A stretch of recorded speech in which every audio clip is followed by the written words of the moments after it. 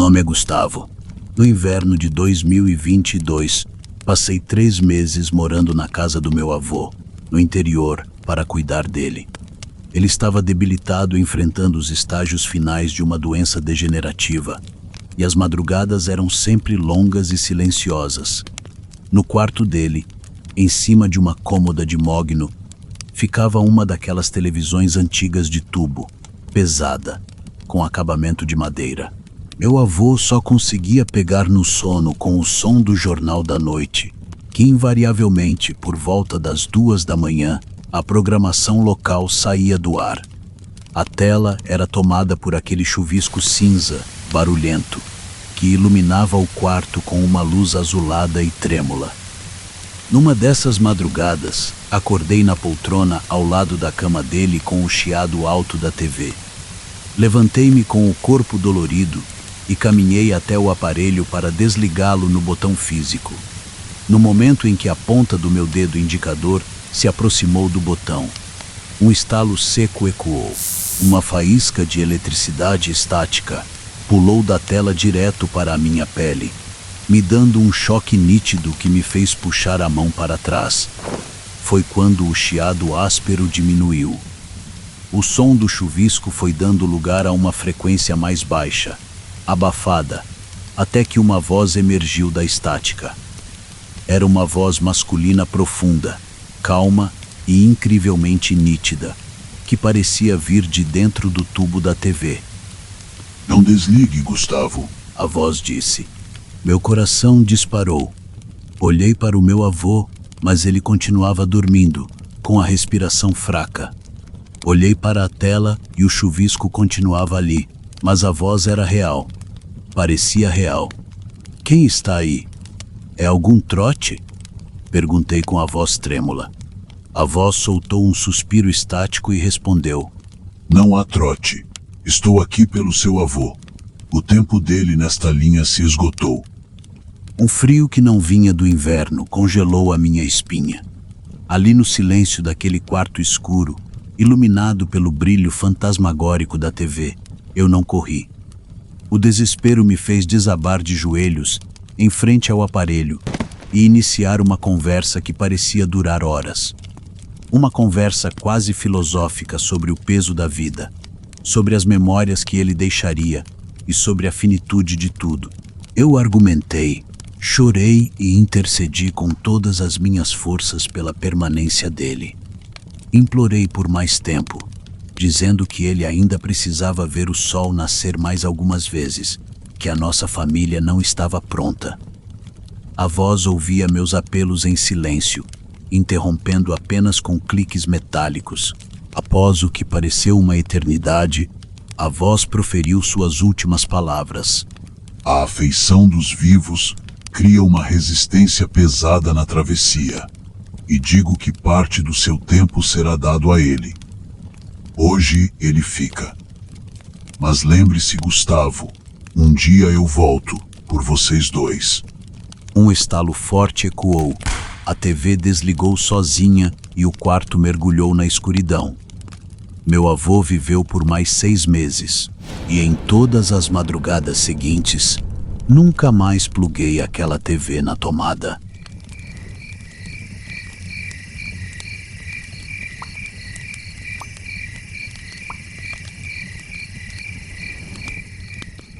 Me chamo Carlos e sou caminhoneiro há mais de 15 anos. Quem cruza as rodovias deste país de madrugada sabe que a solidão na cabine é uma companheira constante e o rádio muitas vezes é a única coisa que nos mantém acordados. No ano passado, eu estava fazendo um frete de madrugada por uma rodovia estadual completamente isolada, cortando um trecho de serra onde o sinal de celular desaparece por completo e os postos de combustível ficam a horas de distância. Por volta das 4 da manhã, a música que tocava no rádio do painel foi engolida por uma estática violenta. Girei o sintonizador analógico tentando buscar alguma estação local, até que o chiado cessou e o rádio estabilizou em uma frequência totalmente desconhecida. O som que saiu dos alto-falantes da boleia me fez cravar as mãos no volante. Era o áudio desesperado de uma ligação de emergência. Uma mulher chorava histericamente, com a voz sufocada pelo pânico e aparentemente pela dor. Ela dizia a alguém que seu carro havia capotado no acostamento, que ela estava presa nas ferragens e que mal conseguia respirar. Mas o horror real veio logo em seguida. Entre os soluços e os gemidos de dor, ela começou a gritar que o local estava completamente escuro, que não passava nenhum veículo e que alguma criatura ou sombra, tinha saído da mata fechada, subido no topo do carro capotado e estava forçando a janela do motorista para entrar. Ouvir o pânico daquela mulher ecoando na cabine escura do meu caminhão fez meu estômago dar nós. Olhei para o lado da pista e cruzei uma placa refletiva na escuridão.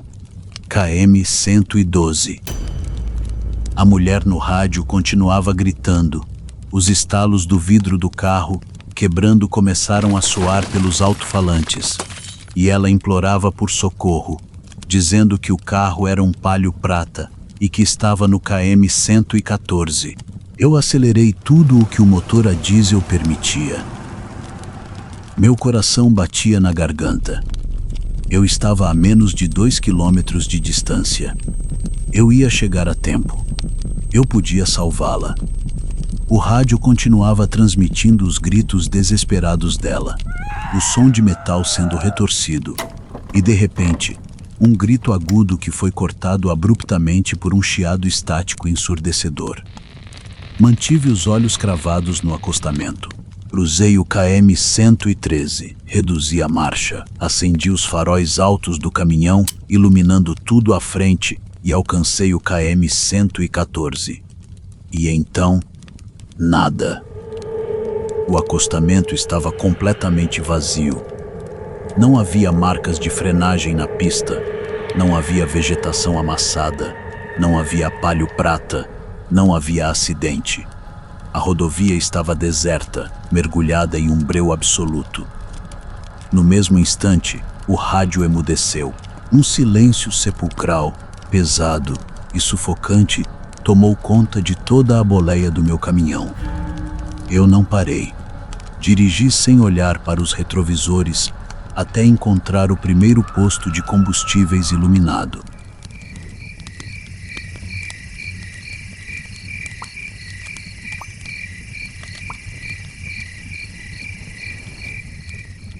Meu nome é Alexandre e tenho como hobby, há muitos anos, a operação de rádio amador.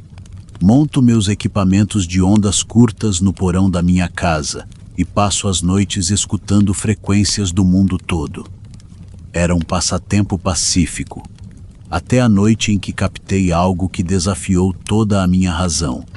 Era uma madrugada de tempestade forte. Os trovões faziam as janelas do porão vibrarem e o chiado magnético estava muito alto. Varrendo as frequências de HF, interceptei um sinal de rádio de ondas curtas assustadoramente forte e limpo. Do outro lado da transmissão, a voz de um homem com a respiração cortada e o tom puro do pânico pedia por apoio de qualquer unidade próxima. Ele se identificou como o operador de plantão de uma torre de vigilância florestal do estado, localizada no topo de uma reserva ecológica densa na nossa região.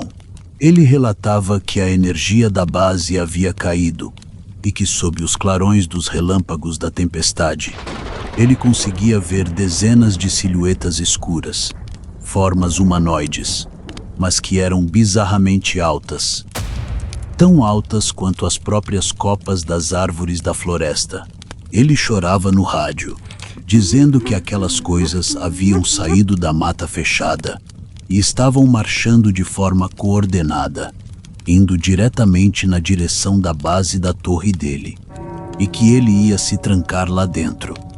Sentindo a urgência real na voz do homem, peguei o microfone do meu PX e respondi na mesma frequência. Tentei acalmá-lo, perguntei o nome dele e disse que ia ligar para os bombeiros e passar as coordenadas. A voz dele voltou na estática, mas parecia distante, como se ele estivesse afastado do aparelho. Eles estão batendo na estrutura de metal. A torre está balançando. Eles estão subindo as escadas. Em seguida, o sinal sumiu em uma onda de estática branca e fria. Fiquei paralisado no porão, com o suor frio descendo pela testa. Peguei o celular e comecei a pesquisar na internet a localização exata daquela torre florestal para poder acionar o resgate. Meu sangue congelou quando os resultados da busca carregaram na tela. Os registros oficiais do governo mostravam que aquela instalação florestal específica havia sido completamente desativada e demolida pelas autoridades nos anos 90, sob circunstâncias suspeitas que nunca foram esclarecidas ao público. Desliguei os aparelhos e passei o resto da noite olhando pela janela do porão, sem saber o que pensar e muito menos o que fazer depois disso.